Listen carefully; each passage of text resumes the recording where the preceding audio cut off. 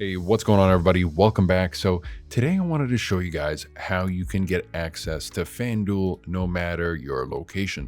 So, if you didn't know, FanDuel is only available in a handful of states. So, not only is it only available in the United States, but it's specifically only legal in Arizona, Colorado, Connecticut, Iowa, Illinois, Indiana, New Jersey, New York, Ohio, and a few other states. So, if you happen to be outside of these states or outside of the United States altogether, and you're looking to get access to FanDuel Sportsbook, and you want to catch up with everything or get access to your wallet or make any transfers or conversions or withdrawals or deposits or anything, you do need to be using a VPN, not only to get access to FanDuel, but generally speaking, when you're engaging with sensitive information, if you're gambling online, you're bound to leave some financial information here and there, and it would definitely be much better if you kept that kind of information to yourself so that you don't potentially compromise any personal information, especially financial information. You don't really want anybody to mess with that. And what a VPN does is that it protects your data so that nobody would be able to see what you're doing online, not your ISP, not your government, nobody really. But of course, you need to use a reliable VPN for that. And that's why I have these recommended. Now, let me just show you how you can get access to FanDuel, and I'll get to talking about these VPNs briefly though. If you're interested, of course, in reviews or links to pricing or even discounts, you'll find all of that in the description down below if at any point you'd like to just go straight there. But the way you can get access to FanDuel, let's say you're outside the United States, all you really need to do is download and install one of these VPNs. And let's just go with whatever server. I'm already connected to the Atlanta server, so you can just connect to the Chicago server. Actually, no, FanDuel is technically legal in New York, so I could just connect to New York. And if, let's say, I go to my IP finder, obviously I already have access to FanDuel, but if I go to the IP finder here, you'll notice that it says I am now in New York. Again, not because I'm physically in New York, but it's simply because I'm connected to the New York server with ExpressVPN.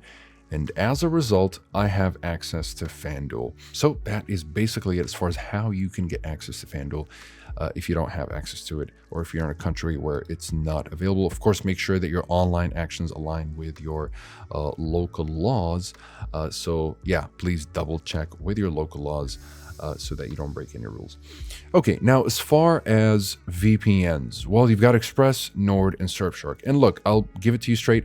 All of these VPNs will work remarkably well. They allow for streaming, they're compatible with torrenting, there's no throttling or restrictions in any way. They perform very well as far as speed, they will protect your data, they have the necessary features that you would need, and overall, they're just great VPNs. But to just give you a quick brief, ExpressVPN is certainly going to be the best option if you're looking for top security, if you're very privacy conscious, if you want as much evidence as possible that the no-logs policy of ExpressVPN is indeed up and running, and they do go by it. They have plenty of evidence as far as independent audit reports proving that they don't collect any information about their users. And there's even a real-life situation that proved it when in 2017, the Turkish government seized an ExpressVPN server, yet they were still unable to extract any information out of the server thanks to ExpressVPN's privacy policy. So because of that level of security, I prefer to use ExpressVPN, and that's not to say that Nord and Surfshark are not secure. It's just that, that extra little bit of security or privacy or anonymity push, I'm getting that with ExpressVPN. Not to mention that it's basically one of the only VPNs that work reliably in China. And so if I ever go to China or any other restrictive country, ExpressVPN will basically work without any manual configuration, as opposed to NordVPN and Surfshark, which might require manual configuration in China, but in any other restrictive country, Nord and Surfshark work quite well, actually, very well. But it's just the Chinese Great Firewall of China that spouts trouble for most VPNs. And Express has no trouble with that because, well, it's a premium VPN. You are paying a little bit extra with ExpressVPN to get that working. And as a result, you're getting a lot of reliability and consistency in just your VPN experience in general. If you're looking for something that's a little bit cheaper, you've got NordVPN, which will offer a whole bunch of bonus features at a reasonable price while still maintaining very high levels of security and performance. You'll be able to secure up to 6 devices per subscription with Nord, and ExpressVPN will give you up to 8 devices. But if that's still not enough and you want to secure virtually an unlimited number of devices with just a single subscription, what you can do is go with Surfshark. Now, Surfshark is the best budget VPN that gets the job done at the cheapest possible cost without necessarily sacrificing any of the features that you would usually get with more expensive VPNs like Nord and ExpressVPN. So this is a great option, especially if you want to share it with your friends or, again, your family, because you can secure as many features as you'd like. It's just it's a very generous offer with Surfshark.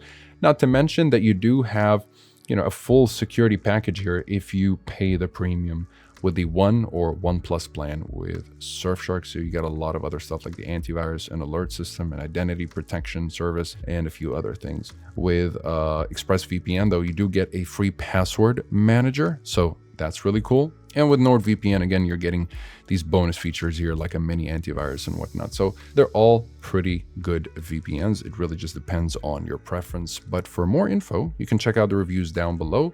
And if you end up picking any of them up, you can also use the links below if you want to save some more money. And out of curiosity, I did ask ExpressVPN, and they mentioned that a lot of people end up spending more money on the monthly plan than they would have going with the yearly plan. And it seems like the typical pattern is that most people think they won't need the VPN for more than a month, so they just get the monthly plan, and once they realize they need it more, they keep renewing using the monthly plan, which is at a much higher rate. So I definitely recommend going with the yearly plan unless you just need the VPN for just a month. Either way, there is a 30-day money-back guarantee in case you change your mind. Besides that, comment below if you have any questions. I'll be happy to answer all of them. Like and subscribe if you'd like to support the channel and stay up to date with everything VPNs and cybersecurity.